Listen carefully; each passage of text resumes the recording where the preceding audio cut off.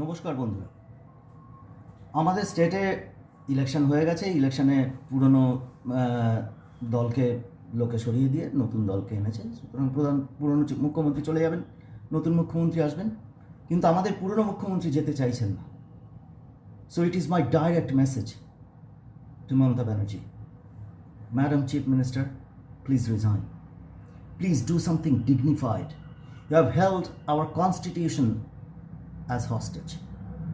আপনাকে হয়তো কাজের সূত্রে কারোর সঙ্গে কথা বলতে হয় না, কিন্তু আমাকে এই ভারতবর্ষের অন্যান্য স্টেটের লোকের সঙ্গে কথা বলতে হয়, এমনকি বিদেশের লোকের সঙ্গেও কথা বলতে হয় না। I am getting seriously embarrassed saying I am from Kolkata and be from Bangla. It is because of you, madam chief minister.